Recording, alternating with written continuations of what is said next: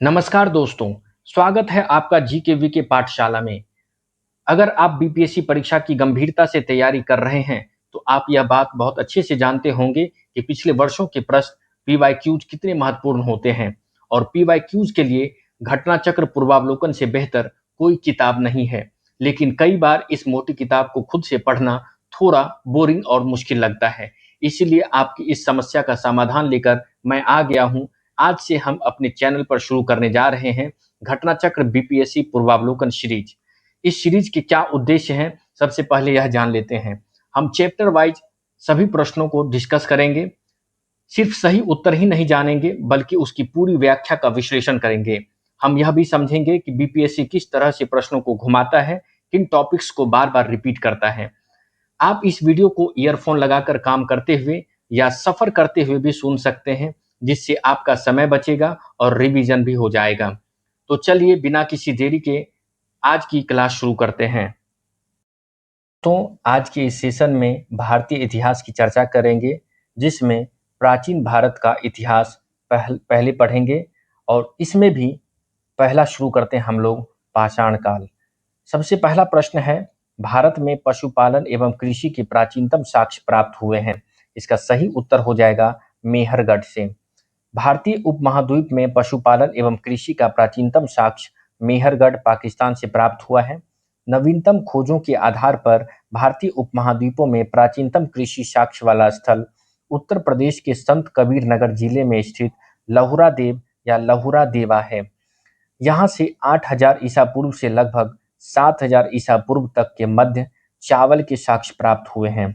उल्लेखनीय है कि इस नवीनतम खोज के पूर्व भारतीय उपमहाद्वीप का प्राचीनतम कृषि साक्ष्य वाला स्थल मेहरगढ़ था।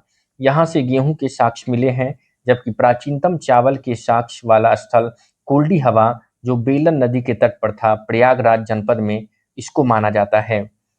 अगला प्रश्न है, निम्नलिखित में से किसको कैल्कोलिथिक युग भी कहा जाता है? तो इसका सही उत्तर हो जाएगा सी, ताम्रपाषाण युग को। ताम्रपाषाण युग को कैल्कोलिथिक युग भी कहा जाता है। जिन संस्कृतियों में तांबे के औजारों के साथ ही पत्थर के बने हुए उपकरणों का प्रचलन मिलता है, उन्हें प्रायः ताम्रपाषाणिक संस्कृतियां कहा जाता है। अगला प्रश्न है, प्रथम मानव जीवाश्म भारत की किस नदी घाटी से प्राप्त हुआ है? इसका सही उत्तर हो जाएगा नर्मदा घाटी। दोस्तों, भारत में मानव जीवाश्म का सर्वप्रथम साक्ष्य नर्मदा घाटी में अवस्थित हथनौरा, सीहोर, मध्य प्रदेश नामक पुरास्थल से प्राप्त हुआ। इसकी खोज भारतीय भूवैज्ञानिक सर्वेक्षण के जीवाश्म विज्ञानी अरुण सोनकिया द्वारा 1982 में की गई थी। अगला प्रश्न है, निम्नलिखित में से किस राज्य में भीमबेटका स्थल स्थित है? तो इसका सही उत्तर हो जाएगा मध्य प्रदेश।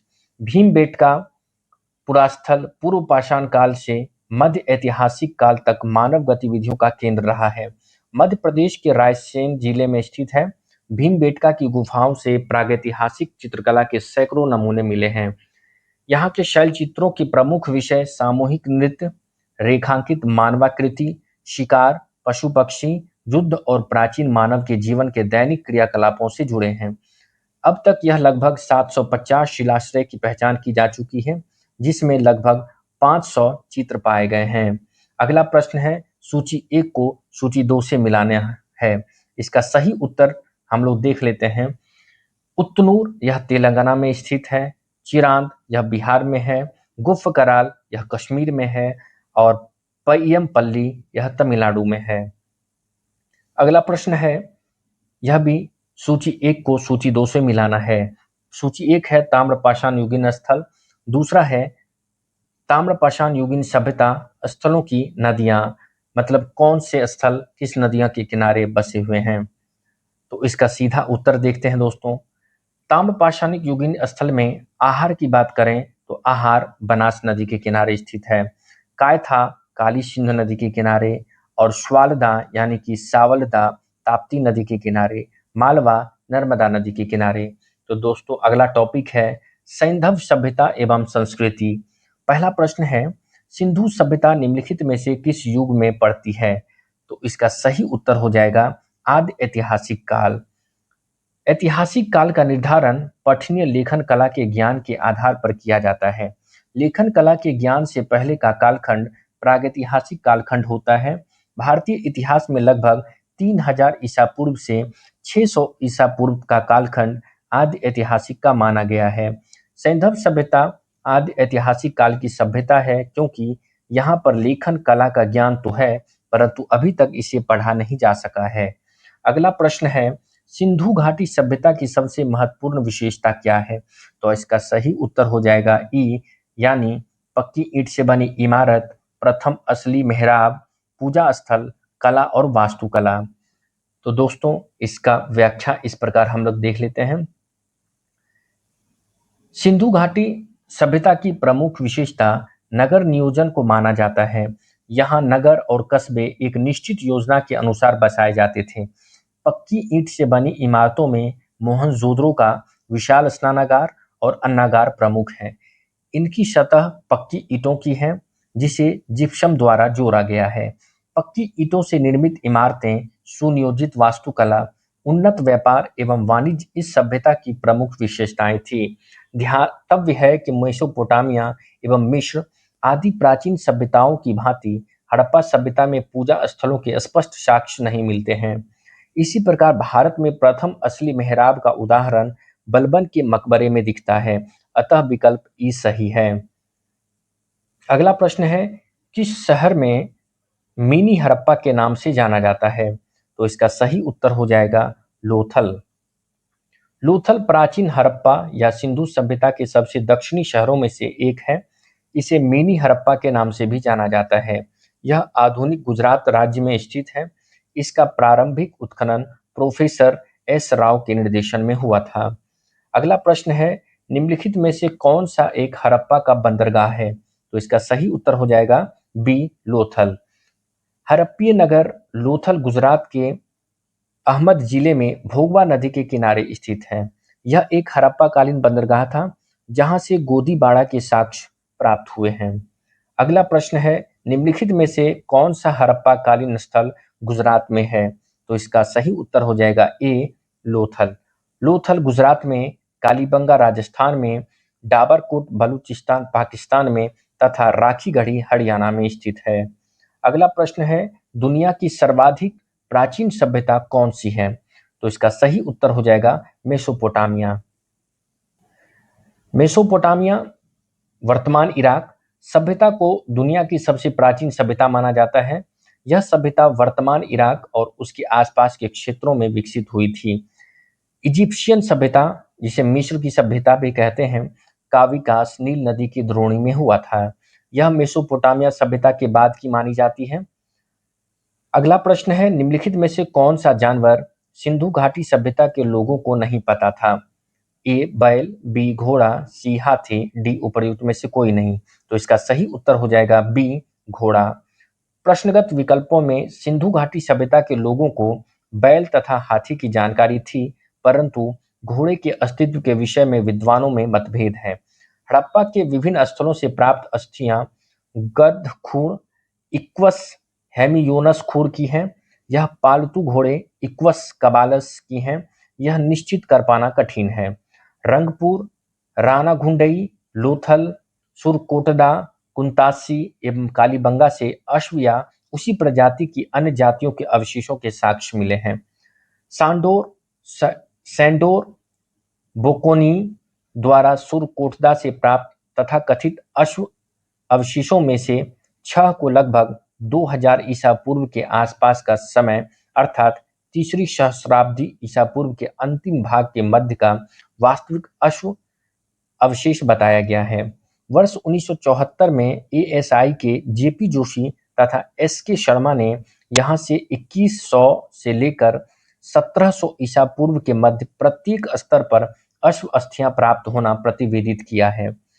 यद्यपि रामशरण शर्मा, रोमिला थापर, मेंडो आदि इस तथ्य को नहीं मानते हैं। इसी प्रकार ब्रिगेडियर ईजे रॉस के द्वारा राणा घुंडई के प्रारंभिक हड़प्पा स्थल से जो घोड़े के दांत बताए गए हैं, उसे ज्यूनर महोदय अप्रामाणिक मानते हैं। अतः घोड़े के विषय में यही कहना समीचीन होगा कि हड़प्पा सभ्यता में इसके अस्तित्व को पूर्ण रूप से नकारा नहीं जा सकता।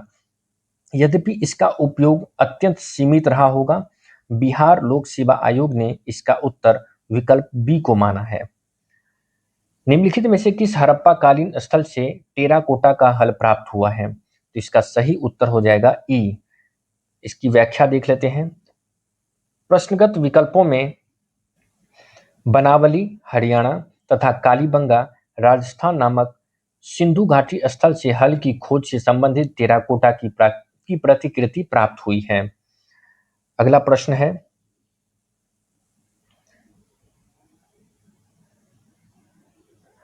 व्याख्या है इसकी। आर्कियोलॉजिकल सर्वे ऑफ इंडिया के अनुसार कालीबंगा नामक स्थल से आरंभिक चरण से जुते हुए खेत के साक्ष्य टेराकोटा हल की प्राप्ति हुई है। इसके अतिरिक्त हरियाणा के फतेहाबाद जिले में अवस्थित बनावली नामक पुरास्थल से भी टेराकोटा हल की प्राप्ति हुई है।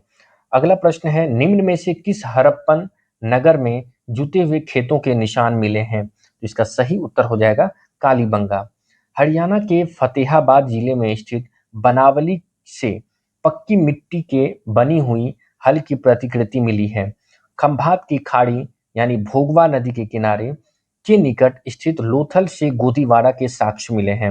राजस्थान के हनुमानगढ़ जिले में घग्गर नदी के किनारे स्थित कालीबंगा यानी कालीबंगन से जुते हुए खेत के साक्ष्य मिले हैं। गुजरात के धौलावीरा से हड़प्पा लिपि के बड़े अक्षर के 10 चिन्हों वाला एक लकड़ी का साइन बोर्ड मिला है। अगला प्रश्न है, किस हड़प्पा स्थल पर हमें जुते हुए खेत के साक्ष्य मिलते हैं? तो इसका सही उत्तर हो जाएगा कालीबंगन। यानी कि देख रहे हैं दोस्तों कैसे प्रश्न रिपीट हो रहा है, तो इसलिए PYQ का क्या महत्व है अब समझ में आ रहा होगा। अगला प्रश्न देखते हैं, निम्नलिखित में से कौन हड़प्पा और मोहनजोदड़ो के उत्खनन से संबंधित नहीं थे? तो इसका सही उत्तर हो जाएगा VA स्मिथ। वर्ष 1921 में दयाराम साहनी ने हड़प्पा का वृहद स्तर पर उत्खनन कार्य प्रारंभ करवाया। वर्ष 1926-27 से वर्ष 1933-34 के मध्य माधु स्वरूप वत्स हड़प्पा के उत्खनन कार्य से संबंधित रहे। मोहनजोदड़ो की खोज सर्वप्रथम 1922 में रखालदास बनर्जी ने की तथा इसके पुरातात्विक महत्व की ओर ध्यान आकर्षित किया। इनके अतिरिक्त कुछ अन्य विद्वान KN Dikshit, Ernest Mackay, Aurel Stein, AN Ghosh, JP Joshi आदि भी इस सभ्यता की खोज में महत्वपूर्ण योगदान दिया। अतः स्पष्ट है कि VA स्मिथ हड़प्पा सभ्यता की खोज से संबंधित नहीं रहे, बल्कि ये इंडोलॉजिस्ट एवं इतिहासकार के रूप में प्रसिद्ध थे। अगला प्रश्न है कि हड़प्पा में मिट्टी के बर्तनों पर सामान्यतः किस रंग का उपयोग हुआ था? तो इसका सही उत्तर हो जाएगा लाल रंग का। हड़प्पा निवासी मिट्टी के बर्तनों का व्यापक पैमाने पर निर्माण करते थे, जिन पर लाल रंग के साक्ष्य प्राप्त होते हैं। हड़प्पा सभ्यता में मिट्टी के बर्तनों को बनाने में मिट्टी के चाक का भी प्रयोग किया जाता था। डिजाइन के आधार पर इन बर्तनों की दो श्रेणियां थीं। एक तो बिना डिजाइन वाले बर्तन तथा दूसरे चित्रित मृदभांड। मृदभांडों को बनाने वाली मिट्टी में रेत का मिश्रण किया जाता था, जिनको पकाने पर यह हल्के भूरे रंग का रूप ग्रहण कर लेती थी। इन मृदभांडों के ऊपरी हिस्सों में लाल रंग की पुताई कर दी जाती थी तथा निचले हिस्से में काले रंग के विभिन्न प्रकार की चित्रकारी की जाती थी। अगला प्रश्न देखते हैं। 13 नंबर प्रश्न है, IIT खड़गपुर के अध्ययन दल की रिपोर्ट के अनुसार लगातार कितने वर्षों की न के बराबर वर्षा का होना सिंधु घाटी सभ्यता के पतन का कारण रहा था? तो इसका सही उत्तर हो जाएगा 900 वर्ष। वर्ष 2018 में IIT खड़गपुर के एक अध्ययन दल द्वारा जारी रिपोर्ट के अनुसार लगातार 900 वर्षों तक सूखे जैसी स्थिति सिंधु घाटी सभ्यता के पतन का एक कारण रही। ध्यातव्य है कि ऑरेल स्टीन जैसे विद्वानों ने भी हड़प्पा सभ्यता के पतन हेतु जलवायु परिवर्तन को प्रमुख कारण माना है। दोस्तों, अगला टॉपिक है वैदिक काल। दोस्तों, पहला प्रश्न है, निम्नलिखित में से कौन एक ऋग्वैदिक युग से संबंधित नहीं है? तो इसका सही उत्तर हो जाएगा गार्गी। घोषा, अपाला और विश्वारा ये तीनों ऋग्वेद में सूक्त या मंत्रों की दृष्टा स्त्रियां हैं, अतः इन्हें ऋग्वैदिक युग से संबंधित माना जाता है। इसके विपरीत गार्गी उत्तर वैदिक उपनिषदिक युग की दार्शनिक है, न कि ऋग्वैदिक युग की। अगला प्रश्न है, प्रारंभिक वैदिक काल के दौरान कौन सा शहर प्राचीन मगध साम्राज्य की राजधानी के रूप में कार्य करता था? तो इसका सही उत्तर हो जाएगा राजगिरी। प्रारंभिक वैदिक काल के दौरान राजगिरी, जो वर्तमान राजगीर है, प्राचीन मगध साम्राज्य की राजधानी के रूप में कार्य करता था। मगध का पहला राजवंश वृद्धरथ वंश था। वृद्धरथ का उल्लेख ऋग्वेद से प्राप्त होता है। अगला प्रश्न है, ऋग्वेद का कौन सा मंडल पूर्णतः सोम को समर्पित है? तो इसका सही उत्तर हो जाएगा सी, नौवां मंडल। ऋग्वेद में कुल 10 मंडल हैं। नवम मंडल में के सभी 114 सूक्त सोम को समर्पित हैं। सोम आर्यों का मुख्य पेय था, जिसे मुजवंत चोटी से प्राप्त किया जाता था। ऋग्वेद के 10वें मंडल में चारों वर्णों की उत्पत्ति का उल्लेख प्राप्त होता है। अगला प्रश्न है, ऋग्वेद संहिता का 9वां मंडल पूर्णतः किसको समर्पित है? तो इसका सही उत्तर हो जाएगा सोम और इस पेय पर नामाकृत देवता।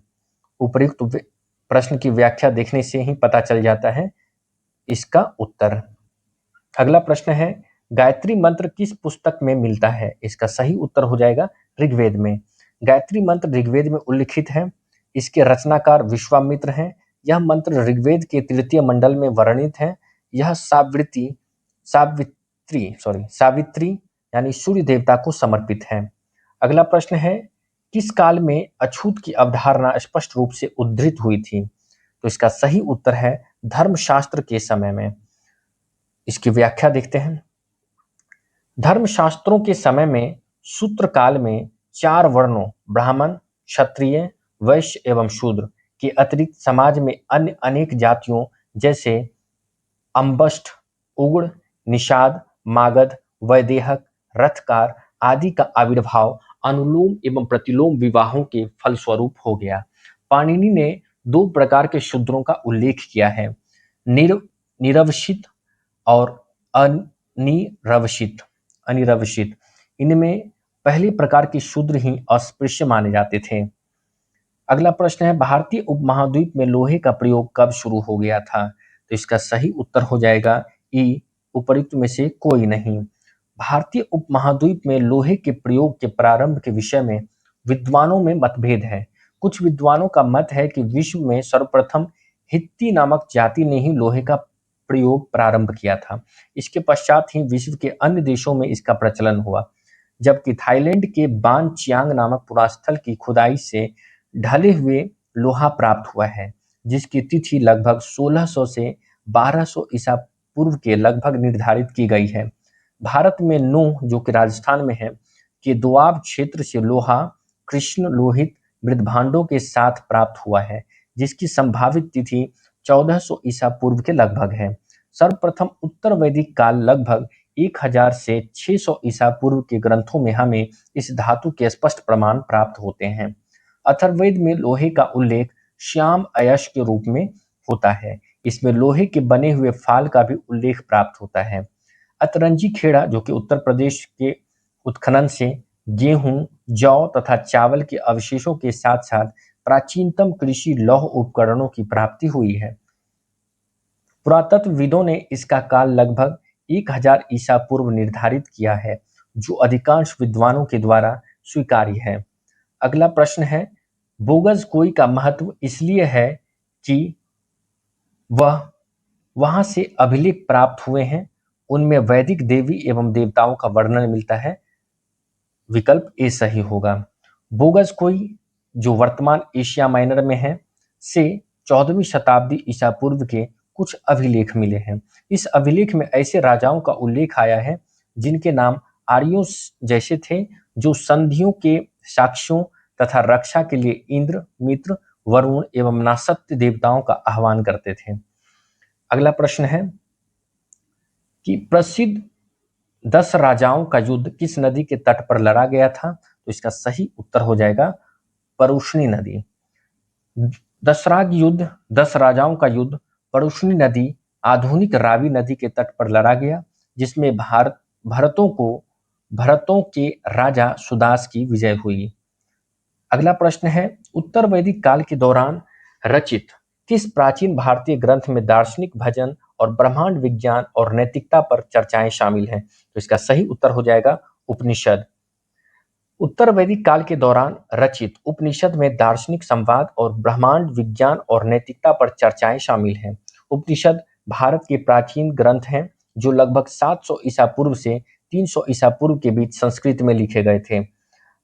अगला टॉपिक है बौद्ध धर्म। गौतम बुद्ध का जन्म कहाँ हुआ था? इसका सही उत्तर हो जाएगा लुम्बिनी में। महात्मा बुद्ध का जन्म 563 ईस्वी में कपिल वस्तु के समीप लुम्बिनी वन में हुआ था।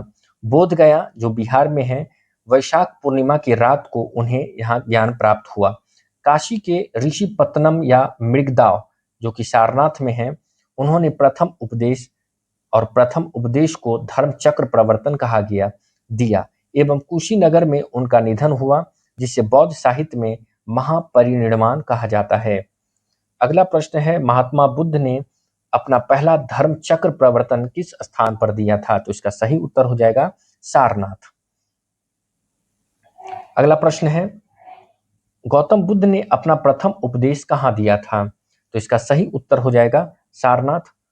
अगला प्रश्न, बोध गया में किसे ज्ञान प्राप्ति हुई थी? तो इसका सही उत्तर गौतम बुद्ध। बुद्ध के जीवन के 4 महत्वपूर्ण घटनाओं और उनसे संबद्ध 4 स्थानों का नीचे उल्लेख है। यह 2 स्तंभों 1 एवं 2 में अंकित है। आपको इसका सुमेल करना है। तो इसका सही सुमेल इस प्रकार है, जन्म लुम्बिनी, ज्ञान प्राप्ति बोध गया, प्रथम वचन प्रवचन सारनाथ, निधन कुशीनगर। अगला प्रश्न, कौन सी बौद्ध संगीति बिहार में आयोजित नहीं की गई थी? तो इसका सही उत्तर हो जाएगा चतुर्थ। प्रथम बौद्ध संगीति बुद्ध के महापरिनिर्वाण के तुरंत बाद राजगृह यानी कि आधुनिक राजगीर के पास सप्तपर्णी गुफा में आयोजित की गई। द्वितीय बौद्ध संगीति प्राचीन वैशाली नगर में आयोजित हुई। अगला प्रश्न है,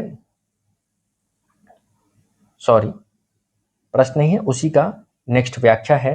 तृतीय बौद्ध संगीति सम्राट अशोक के संरक्षण में पाटलिपुत्र आधुनिक पटना में आयोजित हुई। चतुर्थ बौद्ध संगीति प्रायः कश्मीर के कुंडल वन में हुई थी।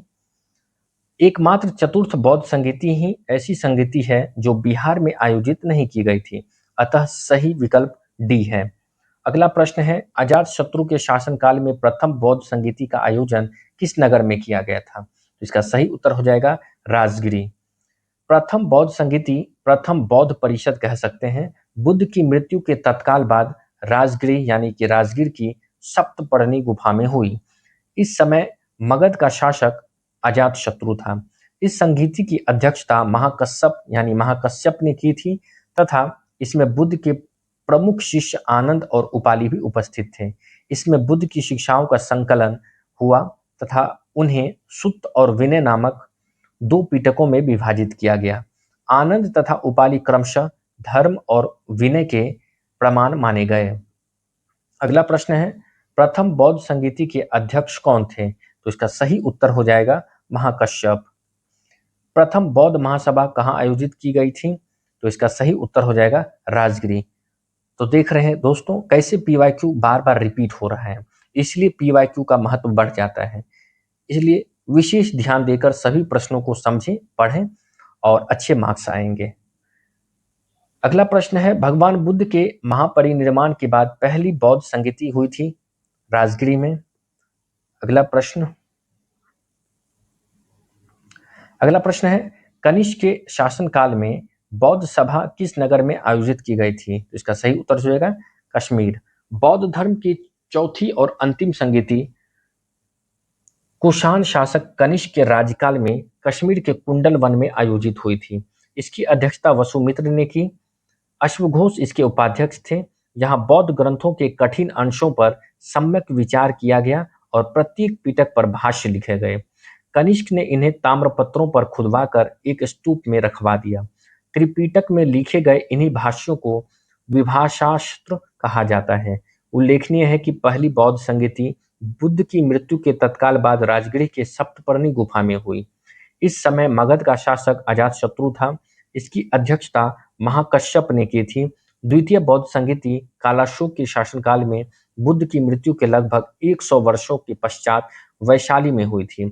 इसके अध्यक्ष आचार्य साबकमीर या सर्वकामिनी थे। अगला प्रश्न है, इनमें से किस शासक ने चतुर्थ बौद्ध संगीति कश्मीर में आयोजित की थी? वही प्रश्न है, उत्तर भी कनिष्क। अशोक के शासनकाल में बौद्ध सभा किस नगर में आयोजित की गई थी? तो इसका सही उत्तर हो जाएगा पाटलिपुत्र। सिंहली अनुश्रुतियों, दीपवंश और महावंश के अनुसार अशोक के राज्यकाल में पाटलिपुत्र में मोगलीपुत्तिश की अध्यक्षता में तृतीय बौद्ध संगीति का आयोजन हुआ था। अगला प्रश्न है, तृतीय बौद्ध सभा किस स्थान पर बुलाई गई थी? तो इसका सही उत्तर हो जाएगा पाटलिपुत्र। अगला प्रश्न है, महात्मा बुद्ध को महापरिनिर्वाण कहाँ हुआ था? इसका सही उत्तर हो जाएगा कुशीनगर में। महात्मा बुद्ध ने अपना पहला उपदेश सारनाथ में दिया। उसके पश्चात वे बौद्ध धर्म के प्रचार के लिए कपिलवस्तु, राजगृह, वैशाली तथा कोशल राज्य गए। सबसे अधिक बौद्ध धर्म का प्रचार कौशल राज्य में हुआ।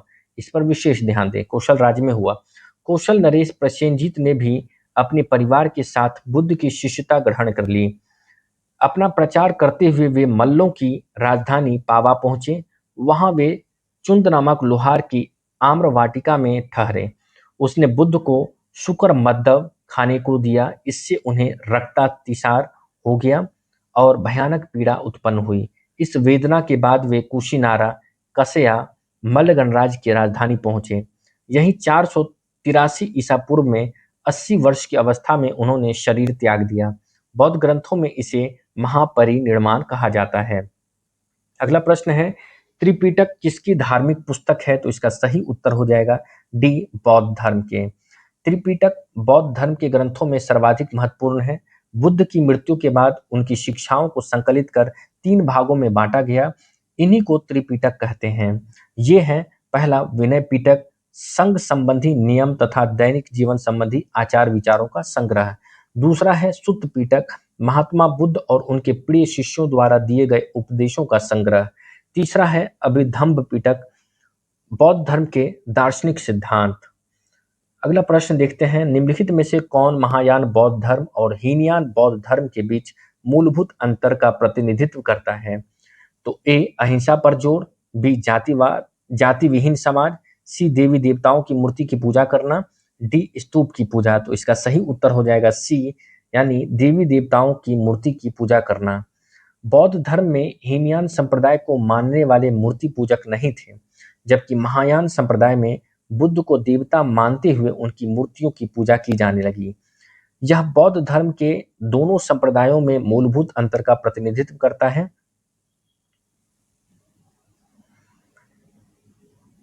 अगला प्रश्न है, बोधगया में बोधि वृक्ष अपने वंश की इस पीढ़ी का है। तो इसमें स्टार आंसर दिया गया है। महाबोधि मंदिर स्थित वर्तमान बोधि वृक्ष वह नहीं है जिसके नीचे बैठकर महात्मा बुद्ध ने ज्ञान प्राप्त किया था। वेनसांग के अनुसार उस मूल वृक्ष को 7वीं शताब्दी में सम्राट शशांक ने नष्ट कर दिया था। इसके बाद इस स्थान पर कई और वृक्ष रोपित हुए और नष्ट हुए। वर्तमान वृक्ष जिसे हम देख रहे हैं वह 5वीं पीढ़ी का वृक्ष है, जिसे अलेक्जेंडर कनिंघम ने लगवाया था। यह वृक्ष पूरी तरह संरक्षित है और केवल इससे गिरी हुई पत्तियों को ही छूने एवं उठाने का अधिकार है। एक अन्य तथ्य के अनुसार यह वृक्ष क्रमशः 2 बार सम्राट अशोक, 1 बार पुष्यमित्र शुंग और 1 बार पुरुवर्मा तथा अंत में कनिंघम द्वारा लगवाया गया। अतः यह 6ठी पीढ़ी का वृक्ष है। बिहार सरकार के पर्यटन विभाग की वेबसाइट पर इसे 5वीं पीढ़ी का बताया गया है। तथ्यों में विवाद होने के कारण बिहार लोक सेवा आयोग ने इस प्रश्न को मूल्यांकन से बाहर कर दिया था। अगला प्रश्न है, चीनी यात्री सुंगयून ने भारत की यात्रा की थी। तो इसका सही उत्तर हो जाएगा ए, 515 ईस्वी से 520 ईस्वी। चीनी यात्री सुंगयून ने 518 ईस्वी में भारत आया। इसने अपने 3 वर्षों की यात्रा के उपरांत बौद्ध धर्म की प्रतियों के साथ चीन लौटा था। गौतम बुद्ध को एक देवता का स्थान किस राजा के युग में प्राप्त हुआ? तो इसका सही उत्तर हो जाएगा बी, कनिष्क के युग में। कनिष्क के शासनकाल में संपन्न चतुर्थ बौद्ध संगीति में बौद्ध धर्म हीनयान एवं महायान नामक 2 स्पष्ट एवं स्वतंत्र संप्रदायों में विभक्त हो गया। महायान शाखा में बुद्ध को देवता माना गया, तथा उनकी पूजा की जाने लगी। इसी के साथ अनेक बोधिसत्वों की पूजा भी प्रारंभ हो गई। अगला प्रश्न है, वे शिक्षक जिनसे बुद्ध ने महाभिनिष्क्रमण के बाद सबसे पहले ज्ञान की प्राप्ति का प्रयास किया। तो इसका सही उत्तर हो जाएगा सी, यानी कि अलार कलाम एवं रुद्रक रामपुत्र। दोस्तों, महाभिनिष्क्रमण के बाद ज्ञान की खोज में महात्मा बुद्ध अलार कलाम के आश्रम में पहुंचे तथा उनसे दीक्षा ली। अलार कलाम के आश्रम में उन्होंने तपस्या की, किंतु वे इससे संतुष्ट नहीं हुए। अलार कलाम सांख्य दर्शन के आचार्य थे तथा अपनी साधना शक्ति के लिए विख्यात थे। अतः अलार कलाम एवं रुद्रक रामपुत्र से महात्मा बुद्ध ने पहले ज्ञान प्राप्ति का प्रयास किया। अगला प्रश्न है, निम्नलिखित में से कौन सी बात बौद्ध धर्म एवं जैन धर्म में समान नहीं है। तो इसका सही उत्तर हो जाएगा आत्मदमन। तप, आत्मदमन और भोग की अति का परिहार एवं मध्यम मार्ग का अनुसरण केवल बौद्ध धर्म में किया गया था, जैन धर्म में नहीं। जबकि वेदों की प्रामाणिकता के प्रति अनास्था, कर्मकांडों की फलवत्ता का निषेध एवं प्राणियों की हिंसा का निषेध दोनों धर्मों में किया गया है। अगला प्रश्न है, नालंदा विश्वविद्यालय का ज्ञान का महान केंद्र था। ए, बौद्ध धर्म का। नालंदा विश्वविद्यालय बौद्ध दर्शन के अध्ययन के लिए विश्व प्रसिद्ध था। 5वीं शताब्दी ईस्वी के मध्य गुप्तों के समय में नालंदा विश्वविद्यालय अस्तित्व में आया। सर्वप्रथम कुमारगुप्त प्रथम ने नालंदा बौद्ध विहार को दान दिया और बाद में बुद्धगुप्त, तथागत गुप्त तथा बालादित्य नामक गुप्त शासकों ने भी विहार दान दिया। अगला टॉपिक है जैन धर्म से संबंधित प्रश्न। महावीर स्वामी का जन्म कहाँ हुआ था। तो इसका सही उत्तर हो जाएगा कुंडग्राम में। महावीर स्वामी का जन्म कुंडग्राम या कुंडलपुर, जो कि वर्तमान वैशाली के निकट स्थित है, में लगभग 599 ईसा पूर्व में हुआ था। उनकी माता त्रिशला वैशाली के लिच्छवी गणराज्य के प्रमुख चेटर की बहन थी तथा पिता सिद्धार्थ ज्ञात्रिक क्षत्रियों के संघ के प्रधान थे। उनके बड़े भाई नंदीवर्धन थे।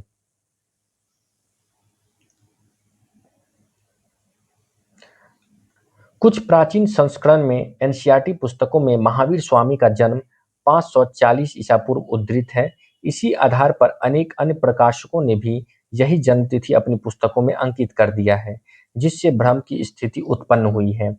महावीर स्वामी की सही जन्म तिथि 599 ईसा पूर्व ही उचित है, क्योंकि महावीर स्वामी महात्मा बुद्ध के पहले के काल के हैं।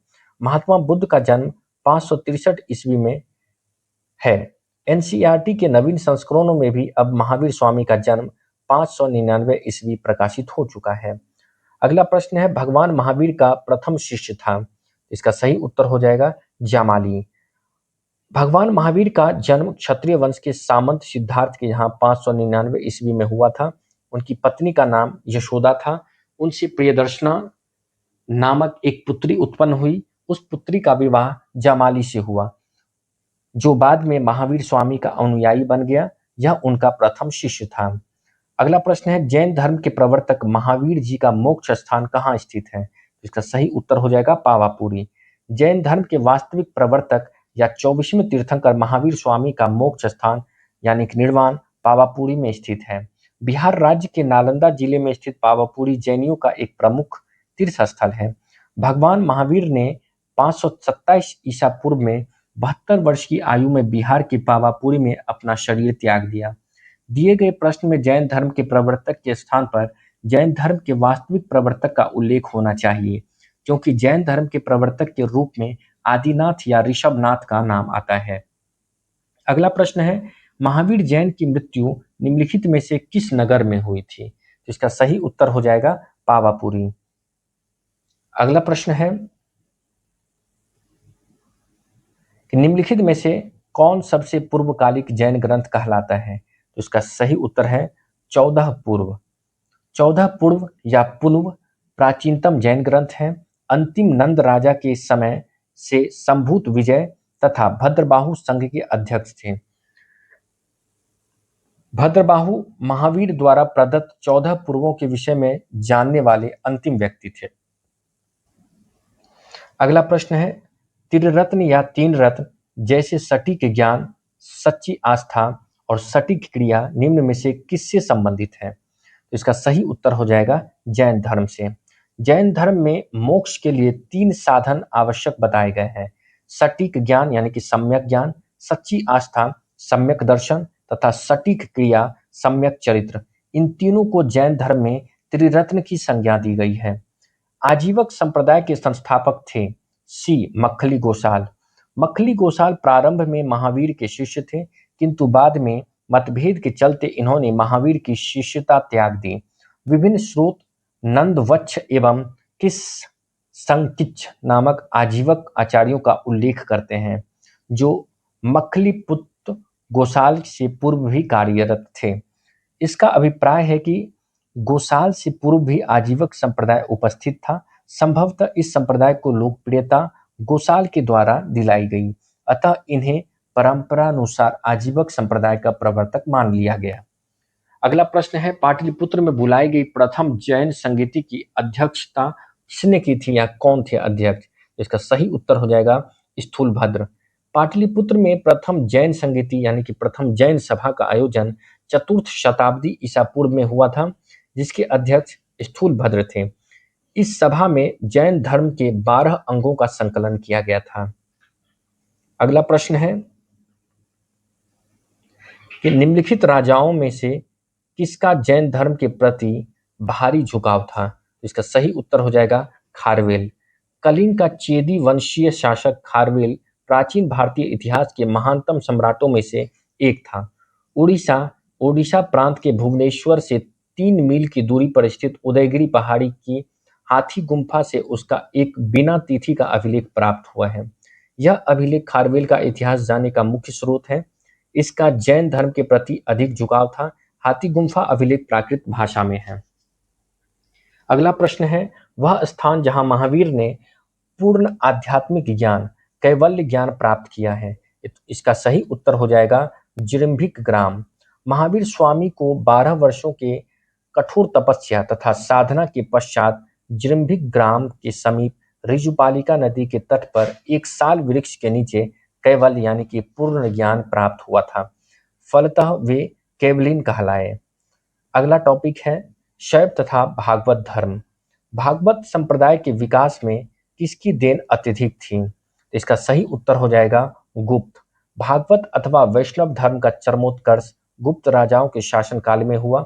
गुप्त नरेश वैष्णव मतानुयायी थे तथा संभवतः उन्होंने इसे अपना राजधर्म बनाया था। अधिकांश शासक परम भागवत की उपाधि धारण करते थे।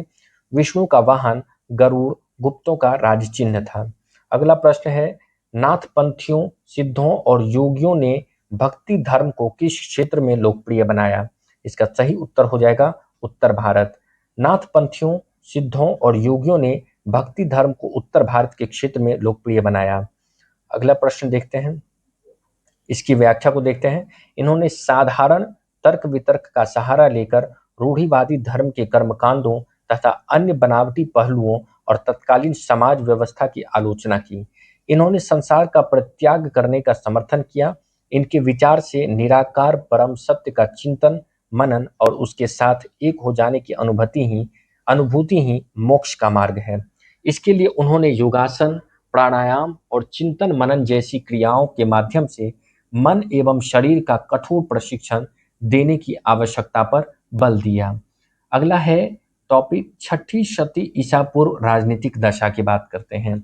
तो पाटलिपुत्र के संस्थापक थे, इसमें स्टार मार्क लगा दिया गया है। इसकी व्याख्या को देखते हैं।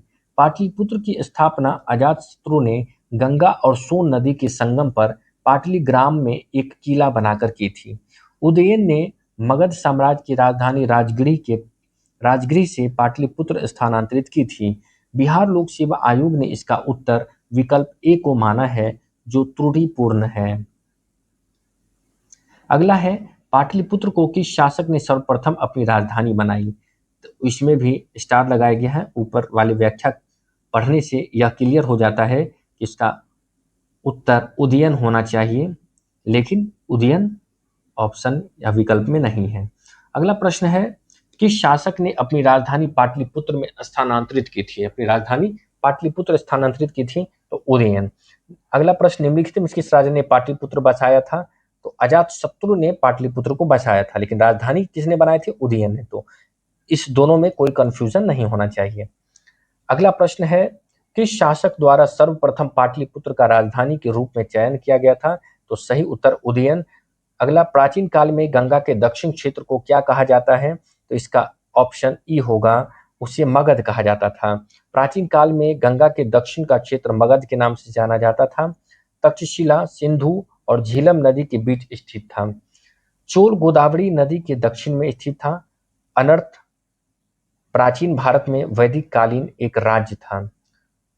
प्रथम मगध साम्राज्य का उत्कर्ष किस शताब्दी में हुआ था? तो इसका सही उत्तर हो जाएगा ईसा पूर्व 6ठी शताब्दी। प्रथम मगध साम्राज्य का वास्तविक संस्थापक राजा बिंबिसार लगभग 544 ईसा पूर्व से 492 ईसा पूर्व था। वह हर्यंक वंश का संस्थापक था। मगध का उत्कर्ष 6ठी शताब्दी ईसा पूर्व में हुआ था। अगला प्रश्न है, निम्नलिखित में से किस महान शासक ने प्राचीन बिहार में हर्यंक वंश की स्थापना की थी? तो इसका सही उत्तर हो जाएगा बिंबिसार ने।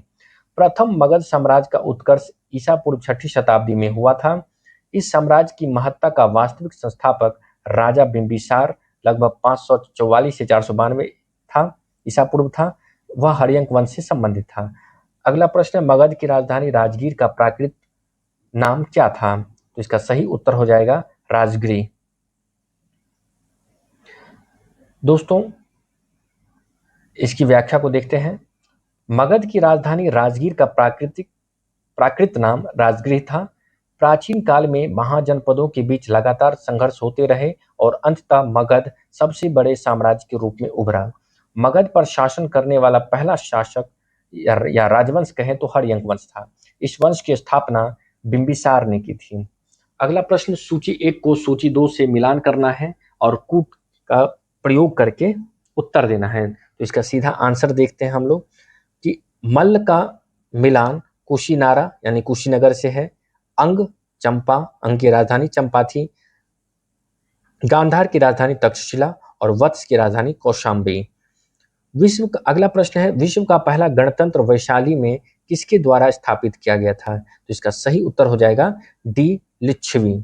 6ठी सदी ईसा पूर्व में विश्व की प्रथम गणतंत्रात्मक व्यवस्था वैशाली में थी।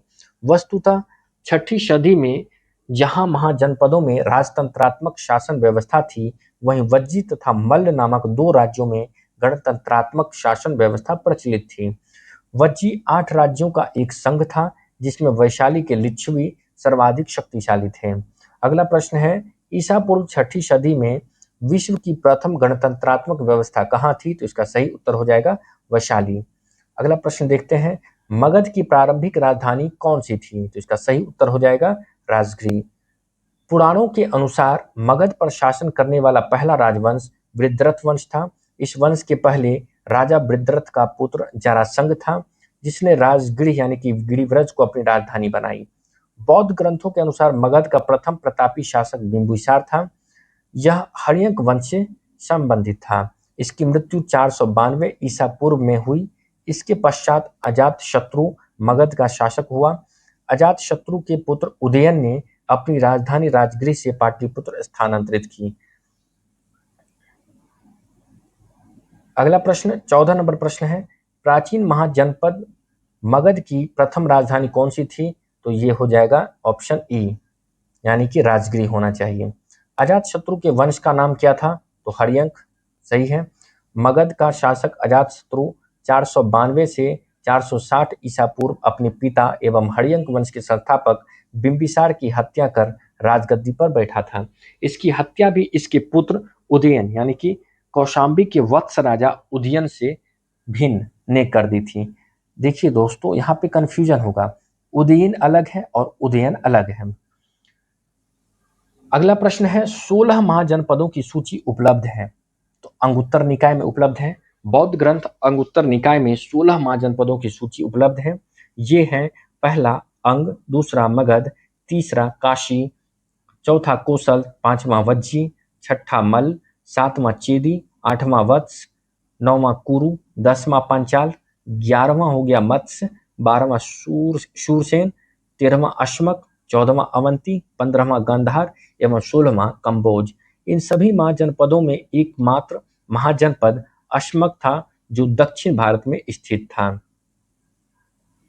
अगला प्रश्न देखते हैं कि जैन ग्रंथ भगवती सूत्र में भी 16 महाजनपदों की सूची मिलती है, किंतु वहां इन 16 महाजनपदों के नामों में कुछ भिन्नता पाई जाती है। प्रद्योत कहाँ का राजा था? इसका सही उत्तर हो जाएगा अवंती। बुद्ध के समय अवंती का राजा चंड प्रद्योत था। इसकी पुत्री वासव दत्ता से वत्स नरेश उदयन ने विवाह किया था, जिसका उल्लेख भास रचित स्वप्न वासव दत्ता नामक नाटक में है। मुख्य रूप से आधुनिक मालवा ही प्राचीन काल का अवंती था, जिसके दो भाग थे। उत्तरी अवंती की राजधानी उज्जैनी थी एवं दक्षिणी अवंती की राजधानी माहिष्मती थी। अगला प्रश्न है, मगध शासक बिंबिसार का चिकित्सक कौन था? तो इसका सही उत्तर हो जाएगा जीवक। मगध के शासक बिंबिसार का चिकित्सक जीवक था। बिंबिसार ने उसे अवंती नरेश चंड प्रद्योत के इलाज के लिए भेजा था।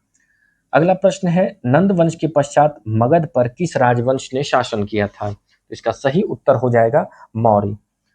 मगध के नंद वंश की स्थापना शिशुनाग वंश का अंत करके की गई थी। नंद वंश में कुल 9 राजा हुए थे। नंद वंश के अंतिम काल में जनता से बलपूर्वक धन वसूलने तथा छोटी छोटी वस्तुओं पर भारी कर लगाने के कारण जनता शासकों के विरुद्ध हो गई और चारों ओर घृणा और असंतोष का वातावरण व्याप्त हो गया।